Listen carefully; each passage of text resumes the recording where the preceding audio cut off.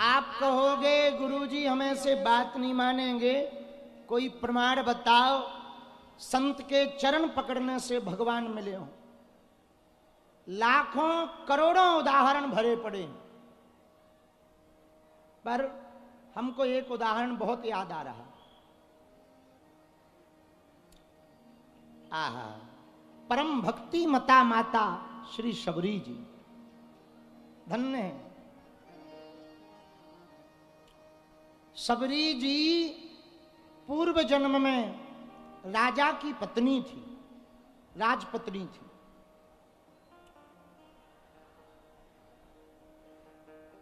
एक बार महाकुंभ में प्रयागराज में माघी पूर्णिमा पर स्नान करने राजा गए तो पत्नी को भी ले गए। वो बड़ी भक्तनी थी, बहुत भक्तनी थी, खूब ठाकुर जी की सेवा करती, खूब कीर्तन गाती थी। राजपत्नी थी पर राजा की पत्नी, लेकिन खूब कीर्तन गाती। महाकुंभ में जहां राजा रुके थे वहीं सामने में साधुओं का डेरा लगा हुआ था, जमात। रानी ने सोचा, वाह बताओ कितना बढ़िया भजन हो रहा, काश हम भी जाएं। तो राजा को कहा, महाराज आप तो दयालु हो, महाकुंभ ले आए, हमारे भाग्य खुल गए। अब यदि बुरा ना मानो तो सामने जो संत बैठे हैं इनके बीच में हमें ले चलो, दर्शन करा दो। चलो, राजा ले गया। संतों ने बढ़िया बढ़िया कथाएं सुनाई, कीर्तन किया, भजन किया। रानी का और मन भगवान में लग गया।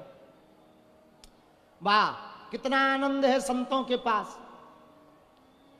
रानी ने राजा से 2-3 बार कहा कि हम थोड़ी देर और बैठ लें।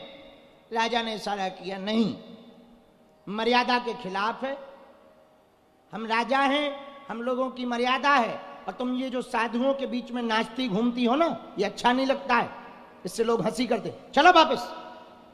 बेचारी मन मार कर रानी वापस आ गई। रात को संतों का कीर्तन बड़ी जोर जोर से हुआ।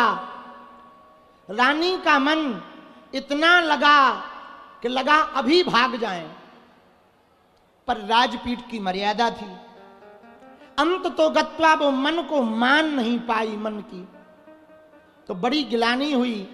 लेकिन दूसरे दिन सुबह बिना राजा की आज्ञा से संतों के पास भजन करने चली गई। जैसे ही भजन करने गई, रात को वापस आई। रानी वापस आई जब रात्रि में, तो राजा ने बहुत डांटा, अरे तुमने हमारे कुल की नाश कर दी, हमारे वंश की परंपरा मिटा दी,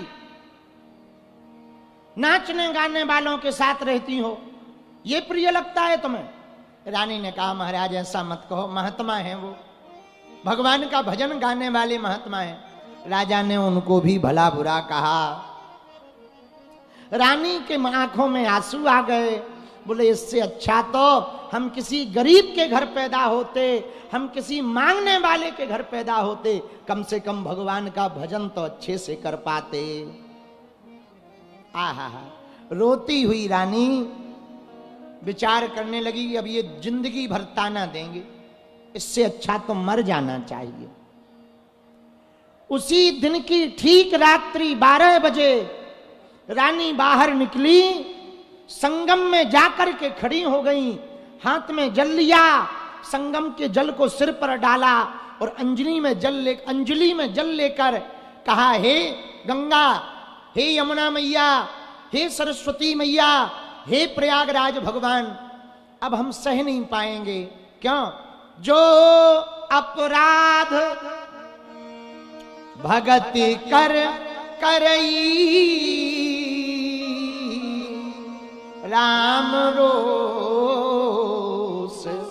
पावक सोई जरई। राजा से कोई अपराध बन जाएगा संतों का, राजा को अपराध लगेगा, इनका नाश हो जाएगा। हम नहीं चाहते, कैसे भी है तो हमारे पति, अब हम जिंदा नहीं रहना चाहते।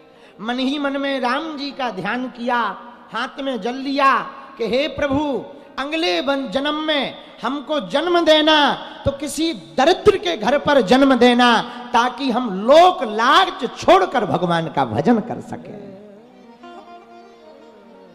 और संगम के बीच में ही रानी ने अपने प्राण त्याग दिए। महाराज वही रानी दूसरे जन्म में सबरी बनी। आहा, सबर जाति में रहने वाली सबरी। पिताजी परिवार पूरा जंगल में ही रहता, बाल्यकाल से ही खूब मस्ती में रहती, आनंद में रहती। कभी कभी ध्यान तो भगवान का आता। पूर्व जन्म का ऐसा प्रभाव होता है कि थोड़ी सी भी चोट लग जाए सोई लत लग जाती है, तो पूर्व जन्म का प्रभाव था। कभी कभी ध्यान आवे, कभी कभी भजन करने में मन लगे, कभी कभी गाने में मन लगे, कभी पेड़ों से बात करने में मन लगे, कभी जंगली जीवों से बात करने में आनंद लगवे, कभी उनमें ही भगवान के दर्शन करने की भाव से प्रणाम करने लगवे। बचपन बाल्यकाल से ही सबरी जी बड़ी अद्भुत थी। कुछ दिन बाद बड़ी हुई। एक दिन माता ने अपनी गोद में बैठाया, बालों को कंघी से सुलझा रही थी। सब पूछा सबरी ने, क्या बात है मां, आज हमारा इतना श्रृंगार क्यों किया जा रहा, आज हमें सजाया क्यों जा रहा, आज इतनी चहल पहल क्यों है घर में, इतने जीवों को क्यों लाया जा रहा।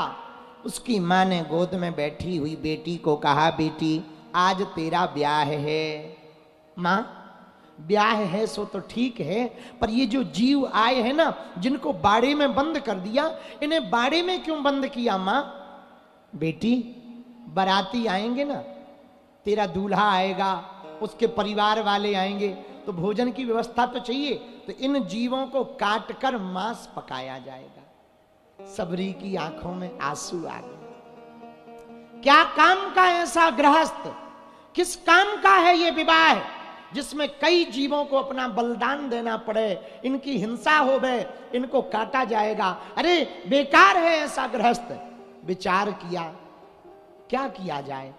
एक उपाय है, कल बारात आएगी और कल हम फंस जाएंगे बेचारे, कल सुबह ये जीव कट भी जाएंगे। एक रास्ता है। मध्य रात्रि में सबरी जी ने परिवार को जब सोता हुआ देखा तो घर से भागने का विचार कर लिया। हम रहेंगे ही नहीं तो ब्याह नहीं होगा, ब्याह नहीं होगा तो बारात नहीं आएगी, बारात नहीं आएगी तो जीव नहीं कटेंगे, जीव नहीं कटेंगे तो इनकी मृत्यु नहीं होगी और हमें पाप नहीं लगेगा। आहा, श्री सबरी जी ने मध्य रात्रि 12 बजे घर से भागने का विचार किया भैया। और जैसे ही भैया वो घर से भागी ना, भागते भागते जिस बाड़े में, लकड़ियों के बाड़े में जीव थे, उन सभी जीवों को, जंगली जानवरों के दरवाजे को खोल दिया, सभी जीवों को भगा दिया। हम भी भाग रहे, तुम भी भाग जाओ, वरना कुछ कट ही जाओगे सुबह। सब जीव भागने लगे। भागते भागते पीछे मुड़ के कहने लगे, सबरी तूने हमारा बंधन खोला, जा परमात्मा तेरा बंधन खोलेगा। तुमने हमारा बंधन खोला, राम जी तुम्हारा बंधन खोलेंगे। सभी जीव ने आशीष दिया, सभी जानवरों ने आशीष दिया मन ही मन में। और सबरी जी भागी भागी वन में आ गई। सुनो, बुरा ना मानना, राम जी वन में नहीं है या भगवान जी वन में नहीं है, मन में है। और यदि तुम्हें मन में राम जी नहीं मिलेंगे तो वन में भी ना मिलेंगे। राम जी को पाना है ना तो वन में मत खोजो, मन में खोजो। सबरी जी वन में भागी भागी गई, एक वृक्ष पर चढ़ गई। नहीं तो दिन में पिताजी हमारा पता कर लेंगे, पकड़ लेंगे। पिताजी ने कई दिनों तक खोजा, जब सबरी नहीं मिली तो समझ लिया पता नहीं कहां गई। आहा, अब सोचा करें क्या। वन में ही एक महात्मा का आश्रम था, मतंग ऋषि का। रात को जब महात्मा जी उनके चेला सो जाएं, सो झाड़ू लगा देवे, लकड़ियां रख देवे, सेवा कर देवे, और दिन में फिर से पेड़ पर चढ़ जाएं। महात्मा के चेला और महात्मा बड़े आश्चर्यचकित रह गए। मतंग मुनि के चेले, रात को कोई आता है, सेवा कर जाता है, और कितनी अद्भुत बात है। सेवा तो दिख रही, सेवादार नहीं दिख रहा है। आज के जमाने में उल्टा है, आज के जमाने में सेवादार ज्यादा दिखते हैं, सेवा कम दिखती है। हाँ हाँ, किसी से भी पूछो कौन हो, सेवादार है, सेवादार। अरे वाह भाई वाह, बहुत बढ़िया बहुत बढ़िया। और पूछो सेवा क्या कर रहे, बस लगे हैं। काय के लिए लगे, लगे हैं, सेवा है। इसका मतलब क्या, सेवादार तो बहुत दिखते हैं, सेवा कम दिखती है। पर धन्य है सबरी जी, इनकी सेवा तो बहुत दिखी पर सेवादार नहीं दिखा। एक रात महात्मा के मतंग मुनि के परिकर ने जाग कर देखा कि जरा चेक करो कौन सेवा कर जाता।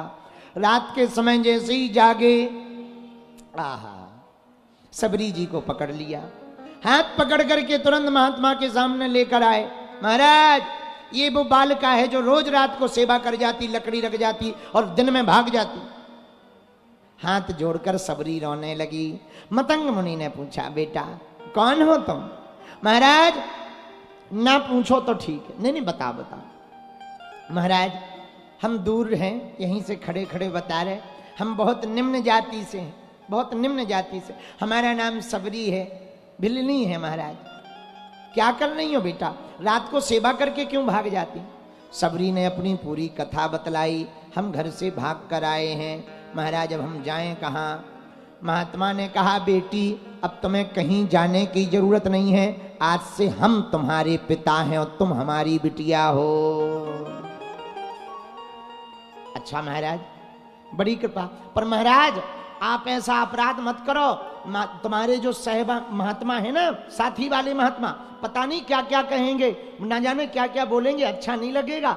और हम तो बहुत निम्न जाति से हैं, तो अच्छा नहीं लगेगा। पर धन्य है मतंग मुनि जिन्होंने भेदभाव को मिटाने का काम किया। मतंग मुनि ने कहा, बेटा तुम भले ही निम्न जाति से है तो क्या हुआ, भगवान की भक्तिनी है, हमारे लिए यही काफी है। कोई निम्न या बड़ा नहीं होता, भक्त तो सब एक ही होते हैं। आज से तुम यहीं रहो। महाराज, लोग आपको ताना देंगे। मतंग मुनि ने कहा, देते रहें, हमारा नाम ही है मतंग। हम अपनी मस्ती में मस्त रहते हैं, जिनका नाम ही मतंग हो उन्हें क्या टेंशन, दुनिया क्या कह रही। मस्त राम मस्ती में। हम नहीं कह रहे, तुम कह रहे कि आग लगे बस्ती में। हम काहे को कहें आग लगे, हम तो कहे बुझे बोलो सीताराम। जोर से बोलो, और जोर से बोलो। बहुत दिनों तक मतंग मुनि की सेवा में रही। अब जरा सुनना ध्यान से। एक दिन मतंग मुनि जी का शरीर पूरा होने का समय आ गया, तो वो लेटे थे, सब शिष्य रो रहे थे। सबरी रोती रोती आई, दौड़ी दौड़ी आई। क्या बात है पिताजी, आप ऐसे क्यों पड़े हो? मतंग मुनि ने कहा, तुम अपना ध्यान रखना। क्यों, आप कहीं जा रहे हो? हाँ, कहाँ? लंबी यात्रा पर। पिताजी लौटोगे? नहीं नहीं, उस यात्रा पे जो जाता है वो लौटता नहीं है बेटा, लंबी यात्रा पे जा रहे। फिर हम किसके सहारे रहेंगे? अरे बेटी चिंता मत कर, जिनका रखवाला है राम, उनके कौन बिगाड़े काम। जिनका रखवाला है राम, उनके राम जी रखवाले हैं, तू चिंता मत कर, यहीं पे रहना, तुम्हारी रक्षा राम नाम करेंगे। बोलो सीताराम। सबरी बोली, महाराज पिताजी एक बात बताओ, राम जी आएंगे? बिल्कुल आएंगे। और भैया इतना कह के मतंग मुनि जी तो चले गए, पर सबरी ने गुरु वचनों को पक्का मान लिया कि हमारे गुरु जी कह गए तो राम जी तो आएंगे ही आएंगे। 10,000 वर्ष तक सबरी ने राम जी का इंतजार किया, राम जी आए। बोलो सीताराम। जोर से बोलो, और जोर से बोलो।